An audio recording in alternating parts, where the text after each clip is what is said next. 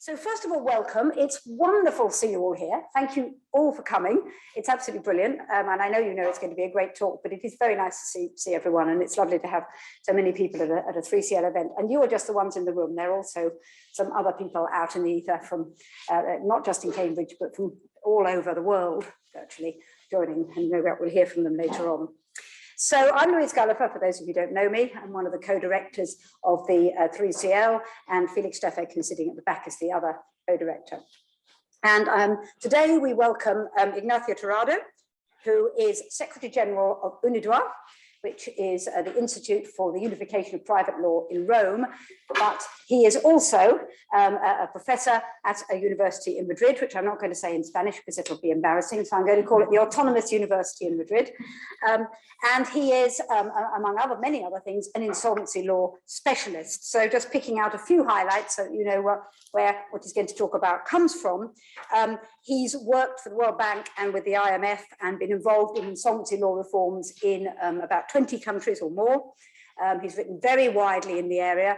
He co-wrote with actually some of the people who are joined us online and others a book about a modular approach to MSME insolvency, but he's also written very widely in other areas. And he's, among other things, he's a member of the EU Rescue expert group on insolvency and restructuring, but he's done lots and lots of other insolvency work over the years. Now, our online attendees, just a few housekeeping matters. Please mute yourself. Perhaps you can't. I don't know, it's a webinar, maybe you don't need to do that. But in the Q&A, if you could, which there will be time for Q&A, please use the raise hand function if you're online. If you're in the room, obviously, please raise your hand. And I'll try and moderate you both equally, as it were. But for the online people, we will upgrade you to a participant, and then you can ask your own question, because it seems a bit silly to just write it down and then me read it out. We are recording the session, but we won't record the Q&A, we never do. And therefore you can say exactly what you like because it won't go down for posterity. Okay, so I think I'll now hand over to Ignacio and come and give this talk. Thank you. Okay, well, first of all, thanks so much to Professor Galliffer and to Professor Steffek, to Louise and Felix for inviting me to this most prestigious venue and to the Center for Corporate and Commercial Law. Huge thanks also to the students that are here today that already had to put up with me for an hour and 45 minutes this morning. So your, as people say nowadays, your resilience is much appreciated. Also, thanks very much to the rest of the students that are here and researchers, and also to those who are connected online. I think I have a fairly big group, well, relatively big group of friends, colleagues, partners in crime for the work in insolvency connecting online. So I apologize to them for saying things that they already know, but they're kind enough to join. Anyway, so because there are so many students participating in this talk, I wanted to sort of introduce a number of introductory reflections, and I apologize for those of you who think they're too basic. Actually, otherwise, the problem is that the content of this talk might be a little bit too technical. So I hope that will not be the case, and I will be able to convey the main message that I want to convey. What I'm going to do is, notwithstanding the very unsexy title of the topic, is to provide an overview of how the treatment of financial distress and insolvency generally started to be dealt with hundreds of years ago. Well, mostly I will start from the beginning, the end of the 19th century and the models that arose in the 20th century and how they have evolved until the moment where we are now. Things have drastically changed from certain model to transition into a completely different type of approach to business distress, which I think is quite interesting.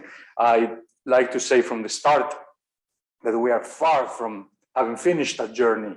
We are very much in the middle, and that's why this talk makes sense, and that's why research and doing work on this is important, because we need to ensure a transition as smooth as possible to a more, let's say, efficient or adequate system. So let me tell you a little bit about where we come from. And I think it's important that you know this so you can appreciate the change. The original insolvency system was always a system which was very formal. It was three things. It was basically collective, meaning it involved all creditors. It was mandatory. It concerned all creditors that actually wanted to receive anything out of the debtor, and it was extremely procedural. So insolvency law historically is conceived as a mechanism of enforcement, if you try to think in your own countries and your own systems, then you might, for example, in the UK, the traditional formal insolvency will be the winding up, although it has always had other proceedings around it, but that would be the classic, or the Konkursordnung in Konkursrecht Konkursverfahren in Germany. After that was Insolvenz, La Quiebra in Spanish-related countries, Spanish-speaking countries, Fallimento in Italy, and so on. So these procedures had those three components, which are very important, and they also constituted exceptional law, which means because they were aimed at providing a solution to a situation of market failure or of exceptionality to a certain degree, they include a number of rules which are a complete change from the normal market system. And I can give you some examples here: effects on contracts, on executory contracts, stays of actions, and other exceptional remedies like avoidance of transactions and so on. So this was the classic system. This classic system took place mostly in court. So there was because it was a procedural method of dealing with the problem, it was run in the courthouse, and the majority of systems had rather inefficient, slow systems of procedural systems, and there was no exception for insolvency cases. So the situation of this traditional model was quite bad, if we think about it. I don't think there is any other area in the law in which the legal framework provides for a less successful, satisfactory outcome. So it's not only that the businesses are in trouble, it's that the whole system is non-functional and hasn't been functional for forever. And this is the main problem. Right? So it's a completely unsuccessful legal framework, mostly, however, because of institutional problems rather than design. So I've identified here very briefly some of the outcomes. It is insolvency systems, as generally described, were very scarcely used. Actually, if you look at countries, let me take the example of Mexico, for example.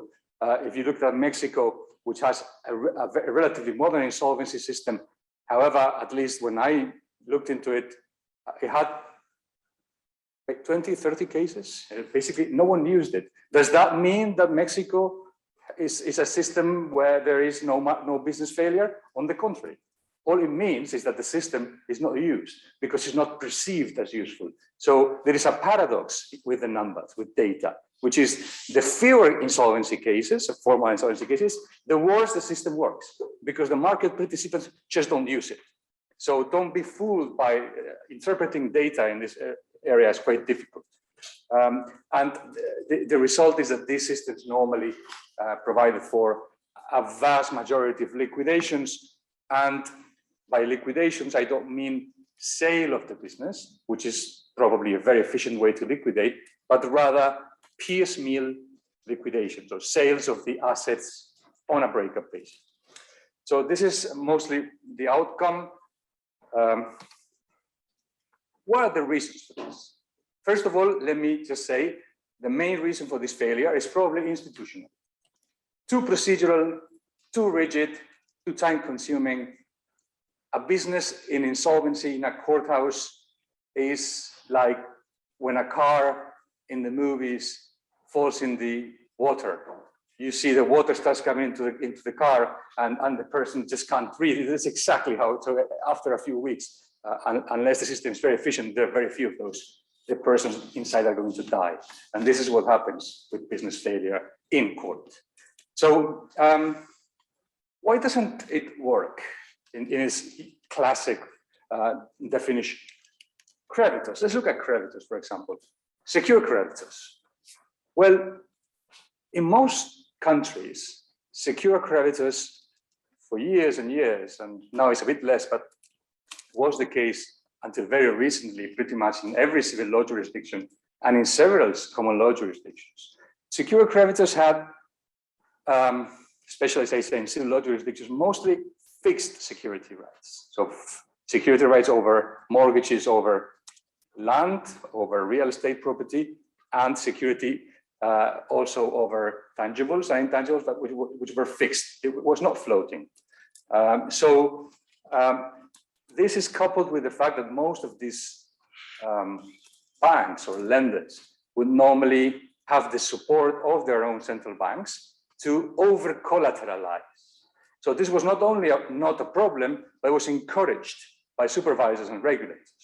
Therefore, what banks would do, also because they normally have higher bargaining power, would be to require more collateral, much more collateral than the value of the loan, especially in business practice, because it's less regulated in that sense. So if we have a lender which has a large portion of the debt, which is secured with fixed assets, therefore independent completely of the success or failure of the business, and they can enforce and be fully repaid whatever happens to the business, the incentive to go into court is absolutely none. So they can enforce, and if they go to court, it will be to enforce, but certainly not to strike any deal. Let's look at other creditors, and we would make a slight difference here. Sophisticated creditors, it could also be banks, but perhaps or unsecured, and the larger the business, the more percentage of unsecured debt there is. This is very important that you bear this in mind. So if you are very small without security, you won't get a loan. If you are very large, you might get a loan without it. So it's a very different, and that matters a lot. In this category of sophisticated creditors also included those which either have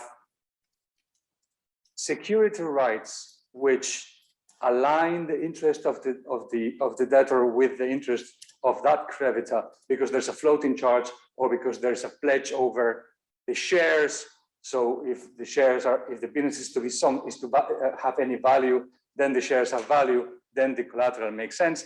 Or other aligned types of securities would be, as some of us saw today, security rights over receivables and the activity generally. Or more recently, those creditors which stopped looking at the insolvency of a business from the perspective of, do I have enough fixed security over assets and therefore I don't care about the life of this business, or do I actually care if this business is rescued? And that would be because I want this business to continue to be my client, for example, and for other reasons. So that has changed. In this case, do these businesses want to use a formal system? And we did in a European Commission funded project with some dear friends, Professor Riz-Mokal, Professor Stangelini and others. And we came to the conclusion that at least in most jurisdictions analyzed, these sophisticated creditors would have as the least preferred option going to court for any reason, because they would lose control. The idea of losing control because of lack of trust in the institutional framework in the courthouse was key. So they do pretty much anything not to use that system as well. So secure creditors with fixed assets, no interest. Other sophisticated creditors, no interest whatsoever.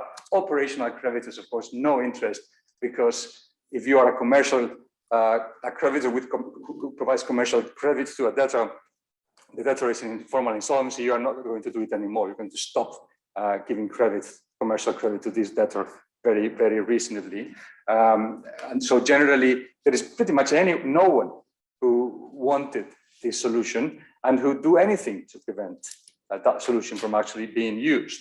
In the case of debtors, the explanation is very evident for large debtors. There's a fear of loss of control. There's more difficulty in the negotiation of a solution, loss of investment. The same with medium-sized debtors, who are actually quite forgotten in many of the legislative reforms. But there might be a difference, though, in the case of small and micro businesses. These types of businesses might be more comfortable with a formal in-court type of procedure, especially if it's well drafted. The reason being that at a certain point, their main concern is a personal discharge of the debt. So there are social considerations involved here. So while on the one hand, they normally have a family business and therefore they're invested in it and won't do anything to avoid losing it, at a certain point, they will need to seek a discharge.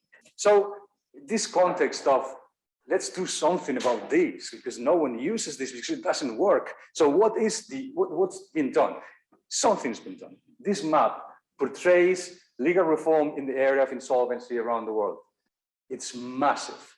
And this is in the last, I believe it was 20 years. There are many more countries than these. There is no other area in the law, probably, apart from IT law, where there's been so many changes in insolvency systems around the world. So looking at how that happened and why is a very important part of an analysis, I think. So my thesis, and what I try to convey to you here, is that there is a process of deconstruction, of loosening the tight joints of a procedural formal system, which is going on in several stages. One first stage is the dismantling of the mandatory collective action procedure, either by selecting the parties or the system. This is stage 2, which is the procedural deconstruction of the system, which is already going on as well. And the third is still under consideration in most countries, which is to not only deconstruct the law of insolvency, but laws which are not insolvency law, but which produce certain incentives to the parties that participate in insolvency, which severely influence how insolvency outcome. Right. So before that, a little bit of theory here, and this is, if you are a strange person like me and like some of the friends that are online, and perhaps also Luis and Felix, and you enjoy these things, I think we have a very brief discussion about this.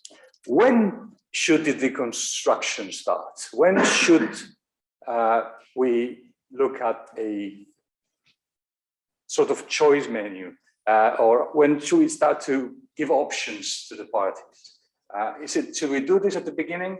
And I'd like here to revive a very old theory, which I always found extremely sexy, although not very much applicable in real life, which is that of Professor Rasmussen. Back then, I believe he was in Vanderbilt and then he moved somewhere else. It's from the 1990s. Professor Rasmussen tried to counter-argue, tried to overcome the most dominating theory in the history of bankruptcy law, which is the theory, the creditor's bargain theory of American law and economic scholars, which was deemed some sort of Bible, which couldn't be contradicted, or you would be accused of being old-fashioned and other things. Well, it's not that Professor Rasmussen and his theory was actually not economic. It was actually extremely economic. He just challenged some of the ideas of these law and economic scholars. And he said, well, you all get it wrong, because you think insolvency law is about a mandatory collective procedure, which is explained by means of a bargain exposed. So let me explain all of this. what Jackson and Baird and others wrote this Bible in several chapters. What they said is, look, in the insolvency of a debtor, there is a collective action problem. The collective action problem mostly means that the parties should agree to behave in a way which maximizes the return to creditors generally. This was the creditors' bargain. If they got together absent transaction costs, what they would agree was the most reasonable, the most efficient solution to the insolvency of a debtor. What's that? And what they said is, well, instead of having no insolvency law, which would allow debtors to race to collect and therefore destroy the going concern value of a business, you refrain from doing this, get into a collective action so that you can maximize the value of the insolvency or bankruptcy state and maximize the return to creditors. So Rasmussen said, yeah, fine, but you got it wrong because this is not about a contract between creditors. This should be about a contract between the debtor and his creditors. So for Rasmussen, this whole thing was, or should be, a term in the contract when the debtor was formed. What he said is, when you incorporate a company, you should choose which insolvency regime would apply to you. And he produced a menu of options. So no system at all, a system absolutely tailored by that debtor, or an automatic auction of the assets, with the view of the main purpose of Rasmussen saying, well, if you do that, this is just a contract. If you do that, you will be able to choose based on your characteristic as a debtor, on your strengths and weaknesses, on the type of assets you have, on the type of business that you develop. In this case, you should know which system is best for you to minimize cost. So he said, if debtors are able to do this, then creditors will lend lower, at a lower rate, cheaper than debtors. That is the main idea of this, of Rasmussen simplifying a lot. Of course, the system doesn't really work because it doesn't take into consideration changes in the business exposed, and it leaves out non-contractual creditors. So it has a lot of limitations. But he was the first one to argue convincingly, and then after him, others like Schwartz and Hart said, we need an insolvency system which is tailored to the characteristics of the debtor. And there, I agree. And that hasn't been really developed until now, as we will see. There is a very recent paper, which I think is important, has been just published by Kanneke, Kindam, Wende, who are corporate finance lawyers, economists from German and Swiss universities, I think. And they have come up with some evidence stating that there is what they analyze is the strength of the security rights and the effect of the strength of security rights in the increase of default or crisis costs. So what they say basically is, so if you strengthen the security rights of creditors, then what this does is it gives them all the power. So as the business progresses and develops, there is a moment in which shareholders and managers started to fear, because they say, if things go wrong for me, then creditors will be able to impose a solution and get everything. And we have no way of having any value upstream. And therefore, they start investing and in insurance and other protection mechanisms, which are suboptimal from a corporate investment point of view, but which exposed would give them a better position than if they hadn't done those. In other words, what he's saying is, if you give a secure creditor a very strong right, as you approach difficulties, financial trouble, you are going to start to change your behavior, and you're going to start to make unprofitable investments to protect your position. So the extent to which this change in behavior outweighs the savings that you manage to get by giving strong protection to creditors, you should do it or not. And what they find out, although the paper is, let's say, questionable, is for small companies, for small businesses, it's best to provide very strong secure creditors' rights. For larger entities, no. It's actually inefficient to provide too strong secure transactions at the onset, because that creates misbehavior exposed. So if we get all this evidence together, the outcome would be that although there is a possibility to consider flexibility ex ante, it doesn't really work. And the reason is, if I may chip in here, I'm sure Professor Gulliver will agree with me, is that all these theories are based on the existence of a perfect trade-off between the strength of the rights of secure creditors and the automatic increase in the amount of credit available and the lower price of that credit for debtors. So the stronger the mortgage, the stronger the pledge, the cheaper I'll have access to credit, even within insolvencies. And that is just not how things happen in practice. In real life, if I go to a bank, ask for a loan to finance my business, and I say, well, I'm not going to give you any security right, but you should feel free to charge me more interest rate. What will the bank say? The bank say, I'm not going to give you a loan unless you give me a security right. So this is just not true. It's not how it works. It's sort of a Hobson's choice for the vast majority of debtors. So this automatic trade-off is not correct and therefore doesn't work very well. Anyway, what these guys got right, no doubt, is the fact that uniformity doesn't make sense. That insolvency systems have to, and that's been going on, have to be treated differently depending on the type of debt. Why? Many reasons. First of all, there are differences of information that these debtors provide to creditors.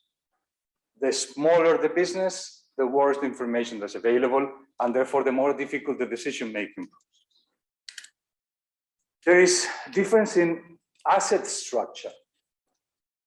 Believe it or not, if I'm sure you'll believe it, the less tangible the assets of a business, the more costly the credit will be. So that also matters a lot.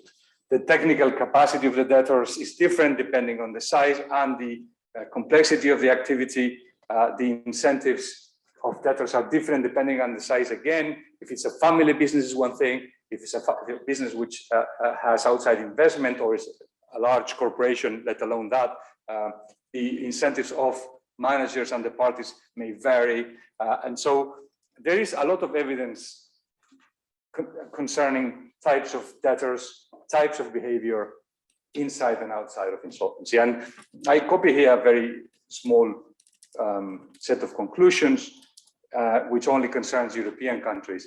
But this is basically based on BBVA and ECB data.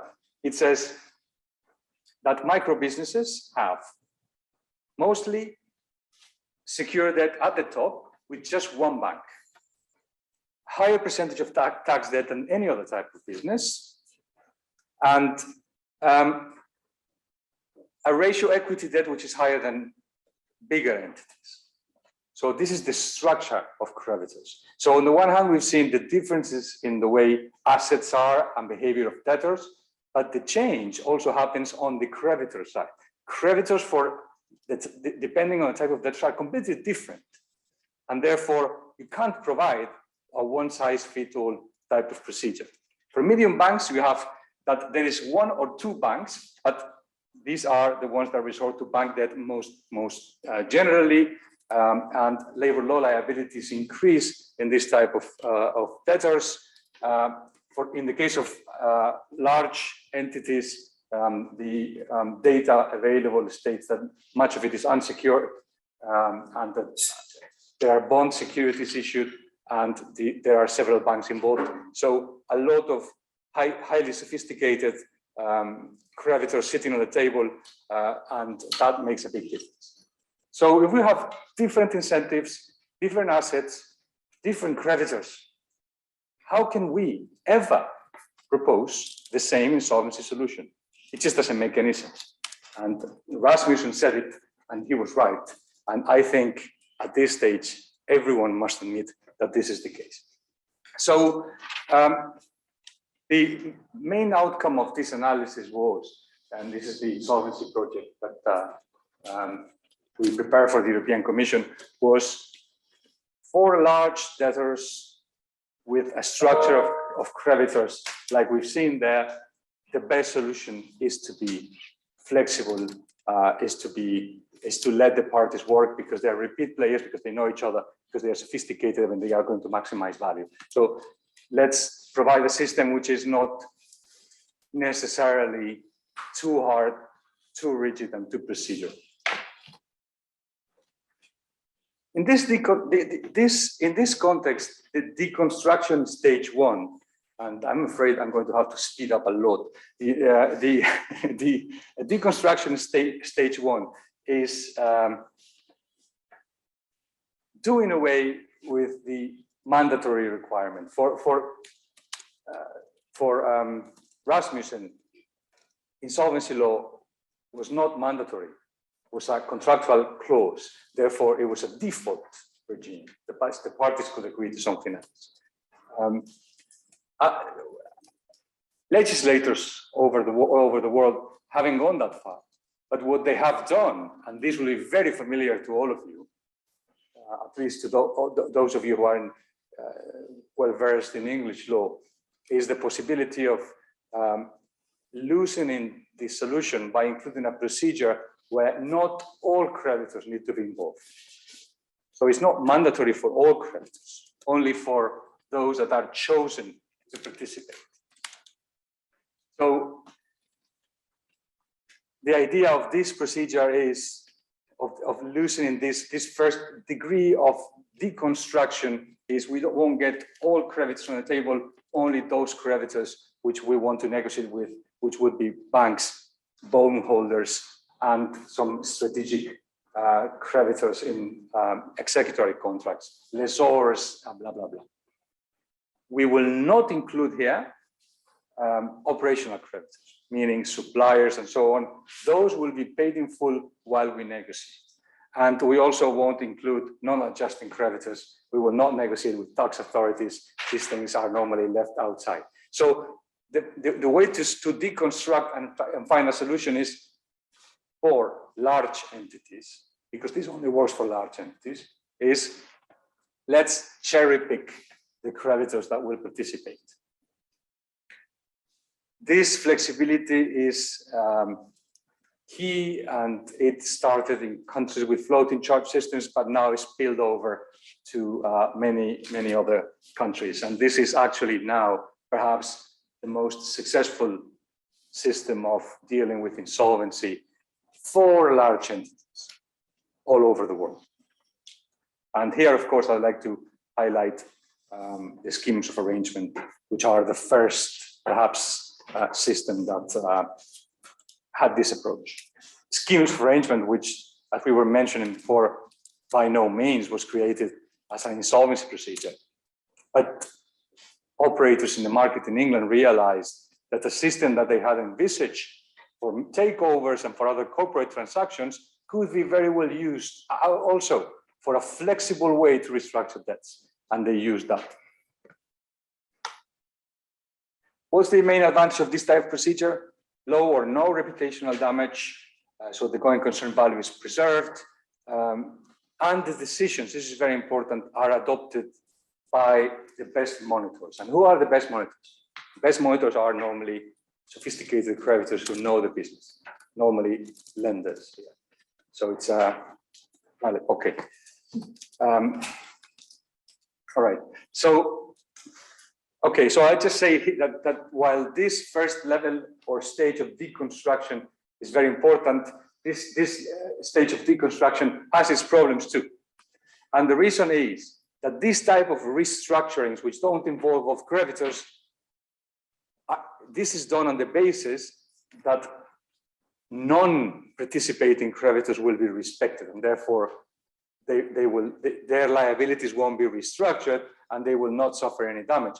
But there is a problem with that presumption. The problem being that these type of agreements not only restructure liabilities, they also restructure the assets and the business often. And therefore, what happens in these proceedings is there is really a restructuring of the whole business as a going concern, which therefore affects the ability and the level of risk, therefore the ability to be repaid in the future of creditors who on its face were not affected because they were not called to the procedure, but in reality they could be accepted by modifying the business. So this is a problem, and there are different ways through which this is tackled, but we don't have the time to go over them. Just bear in mind that this is something which needs to be looked at. It's not as easy as say, I don't need to include you in this negotiation because I'm not going to touch your debt, because ultimately the risk of repayment of the debt is altered. Second two, very important, this is happening. And this is, even if we must have a formal procedure, therefore, in a way, go back to the old model and provide a solution to the business financial distress in the context of a courthouse, as we saw, might have been interesting for small debtors. In this case, there is a way to provide, to deconstruct the procedural structure of this insolvency system, because procedurally, that was part of the main problem. Things were too slow and value destructive, but there is a way to loosen the procedure in a way which is much more flexible and which entails fewer costs. And this new approach to procedure, which is very similar to what happens in the US, especially in Chapter 11, is a procedure, but it's not a formal procedure, is the future of procedural law in insolvency proceedings. What will be the main terms of this second wave of deconstruction of that initial formal level? First of all, a modular structure. And for this, my colleagues, Janice Sara, Ron Davis, Riz Mocal, Barbara Main, Edith Mevorak, Alberto Mazzoni, and others should be credited. We came up with the idea of this modular approach, which has been now adopted in at least considered for adoption in international instruments. The idea would be a procedure is declared, and as unlike was usually the case, where automatic effects happened and there was no way to choose them, in this new procedure, things are different. The parties who will be the ones that will bear the cost will be the ones that will select, as if they were modules which were unpacked from a core, which effects of an insolvency procedure to select, to use in one system. For example, it will not be mandatory to have an insolvency practitioner appointed. It will not even be mandatory to have a stay of enforcement. Only if the parties so request and are prepared to assume the costs, these modules will be selected by the parties. So it's a way to create some sort of menu within a formal insolvency procedure, which has the benefit of adjusting to the circumstances of the debtor and substantially reducing the costs of the system. This might seem obvious to you, but this is a revolution in the way procedural law is used, at least in civil law countries. So this is something which could be very important. The idea behind this structure is that parties are best placed to select the tools appropriate in each case. and therefore several rules are included in the decision-making process of these procedures, according to which, if there is, for example, creditor passivity, the creditor will suffer the consequences of that. This is especially important in small businesses where, for example, banks don't take interest in the case. If you don't take interest in the case, then a plan might be imposed on you because your silence will be deemed a positive vote in a plan, to give you just one example. The lowest institutional involvement, of course, automatically entails lower costs. And as I'm sure you realize, this is key, especially in insolvency cases for very small debtors, where there are no assets left in the case. Finally, the game changer, which is part of this new generation of deconstruction of the system, is IT. Even in formal procedures, auctions will be held through platforms, the sale of the assets through online platforms, which can be accessed by everyone, not just by bidders in an auction. Notifications will be done electronically. All this drastically reduces the cost of procedures and enhances transparency, and therefore is a huge, massive improvement as compared to the traditional procedure. Deconstruction stage 3, and I'm finishing really. All of this is lovely, but won't work unless a new stage in development actually is considered. And you can't just change insolvency law if you want to have a good insolvency system which is working. You need to change other areas of the law. One of them, for example, in many countries, not in the UK, but in many countries with less sophisticated systems, is a massive improvement in the financial information available for the parties. While some very sophisticated creditors can access adequate financial information, ordinary creditors will not. And therefore, the reliability on the financial information provided by the debtor is key in the adequate and efficient decision-making process. So that needs to the system needs to be bolstered at this end too. And perhaps the most important one is the adequate regulation and supervision of the banking system. There needs to be a way in which a balance is struck between what's reasonably supervision of the banks as creditors, saying you don't incur too much debt, you don't behave too aggressively, you adopt a decision which not only is short-sighted, but actually sees the investment as one which is worth rescuing a business which has going concern viability going forward, instead of just enforcing and other elements which do not have to, they're very, very important. We don't have the time to go over. So take my word for it. There is absolutely no way an insolvency system will work no matter what you do if the banking regulatory system is not adapted to it. And this is very difficult to achieve in practice. So some conclusions. The deconstruction of a classic formal system is very much underway, but we are in the middle of the process. We are going to need to encapsulate a system which protects mechanisms as the schemes of arrangement, for example, which provide plenty of flexibility for larger debtors, but which corrects some of the deficiencies of the system. We are going to move towards a system in which the type of procedure is defined by the size, age, type of maturity, so by the circumstances of the debtor. We need to drastically transform or continue the process of transformation of procedural systems. And we need a complementary reform to other parts of the law. If we complete the process in a few years, if not decades, we will have finally completed a system in which the market will work adequately, also at its darkest end. So we're in the process, and we get there at some point. If you think your country has a system of insolvency which works great, you're wrong.